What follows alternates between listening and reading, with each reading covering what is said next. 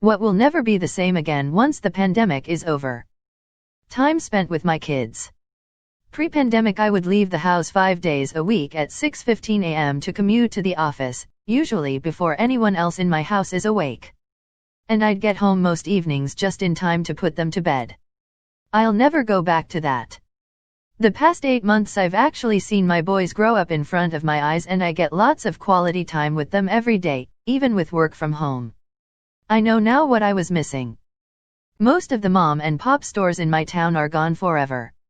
Some of these stores I grew up with, the Nickel Arcade, the tiny French bakery my aunt took us to when we got good grades, the only ramen shop open after 10 p.m., my favorite donut shop, the fancy British tea shop I never had a good date in but many London fugs that were utterly perfect, the only dim sum place, the handmade mochi and tea shop, the only cigar shop in town to get fancy cigars.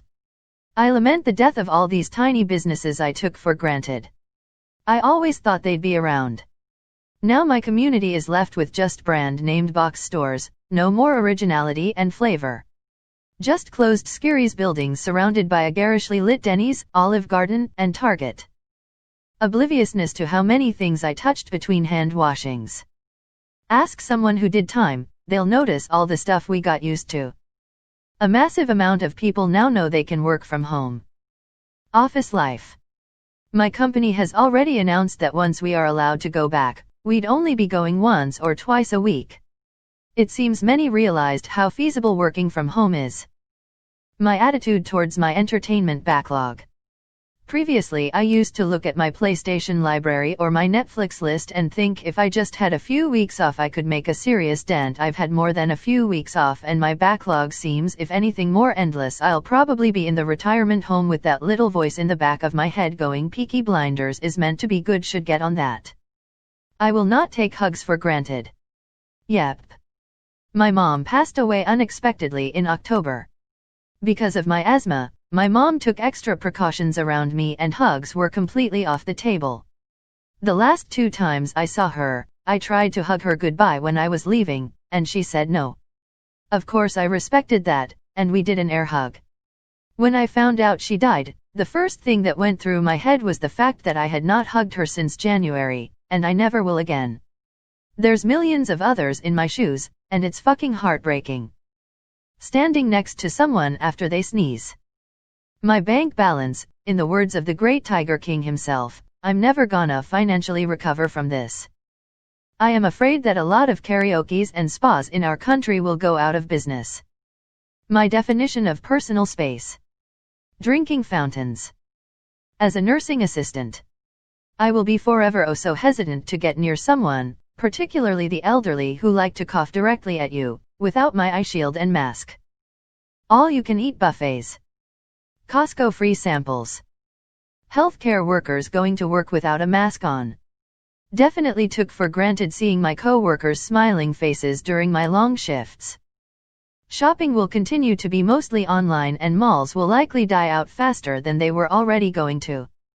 Food delivery just being dropped off on your doorstep.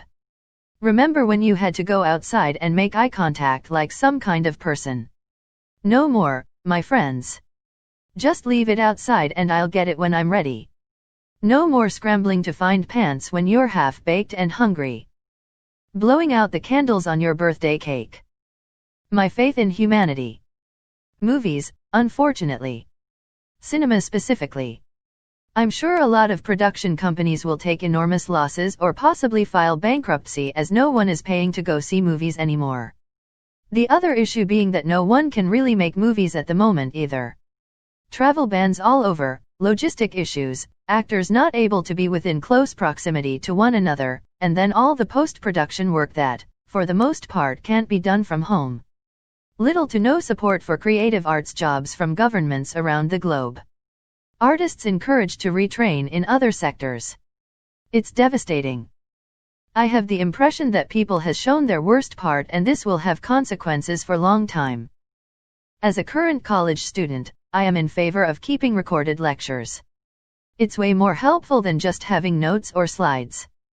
People coming into work sick to show how dedicated to work they are or saving those days for mental health days meant ironically. No Justin. Don't come over to my desk with your coughing and runny nose telling me how bad you're roughing it at work to get some sympathy. If you're looking for sympathy, look under the dictionary between shit and syphilis. Having been the funeral organist for numerous pandemic-caused deaths, I can bear first-hand witness to the sad fact that the families and friends of the departed brought to their death by COVID-19 will never be the same. Video games. They feel like they did when I was a teenager again. Usually I feel guilty that I'm not doing something more productive, but right now I could care less about spending a whole weekend doing almost nothing but playing video games. I'd feel fantastic if remote work remained permanent. I can get rid of my second car to save money. Lunch at home. Meetings are shorter and less annoying than in person. People have actually been sending work over email instead of interrupting me with their random bullshit. And it's pretty awesome not having to deal with traffic or deal with people in general. I don't understand people who are dying to go back to the office. Seriously. A small thing, but I hope the QR code menus at restaurants stick around. My marriage. My wife and I had to work from home together, separate jobs, from March until September when she had to go back to the office. I am still working from home. During this time, we became increasingly closer. I have heard so many stories of marital problems being caused by COVID. I literally miss my wife every day she has to go to work. I meet her at the door like a fucking puppy. They say absence makes the heart grow fonder. Sometimes forced proximity does too. Literally this morning, our local paper reported that the government is aiming to achieve full internet coverage throughout Indonesia, reaching even the remote villages by 2024. We had a local meme as our boomer minister said a few years back something in the line of "Why do we need strong internet access?" It took the poor stealing smartphones for the sole purpose of letting their kids attend online classes to convince them. So the answer to the question is, some boomers' view on the value of internet accessibility. Hopefully frequent hand washings will become the norm. And hand sanitizers in shops, restaurants, and public spaces. As someone who refuses to touch food if I haven't washed my hands, I am emetophobic. I'm terrified of the stomach flu. This endless supply everywhere I go is really nice. And people who usually don't care about washing their hands do it more often. I've enjoyed the solitude of not having so many social obligations. Once this is all over, I'll have to go back to being the asshole that lies about not feeling well to get out of them. I'm the opposite. I was just starting to get out of my shell after shutting into myself for 6 to 7 years. I was super excited to do things with friends this year. Music festivals. Car stuff. Trips to the lake. Going out and socializing. The only thing that really changed for me this year was traffic. My job was listed as essential. So work life didn't change.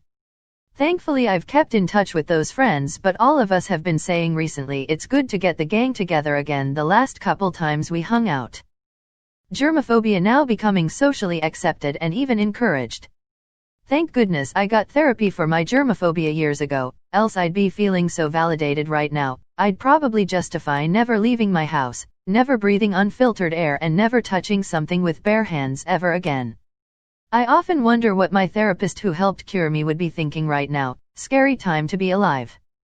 Dating is going to get even more app-related, which isn't good for most people honestly. Especially if people work at home more and don't go out for entertainment. The US government, hopefully. I want us to get rid of the two-party system and truly elect those into Senate and House of Reps who have the best interest of the world and the people at heart. This red and blue shit is too much.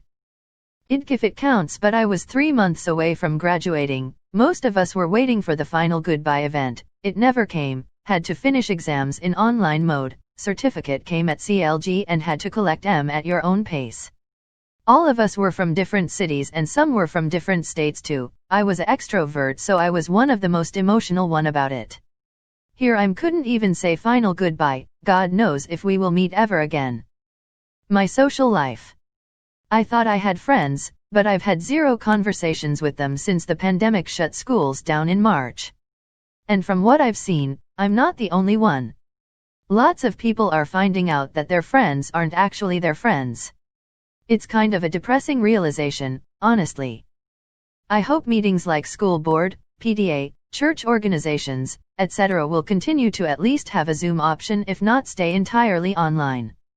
Our local school board has had about 10x their normal turnout for the meetings since they moved online. Part of that was all of the uncertainty over the plans for this fall, but a lot was also that people are willing to watch a school board meeting from their couch but not leave the house in the evening to go to one. I'm hoping that this convinces the American, pretty much everyone else has this figured out already, masses that healthcare is a human right and should not be tied to employment. The pandemic has shown that plenty of people lose their jobs through no fault of their own, despite their best efforts, and that should not condemn them to either going without healthcare or accumulating crippling debt when they lose their health insurance coverage.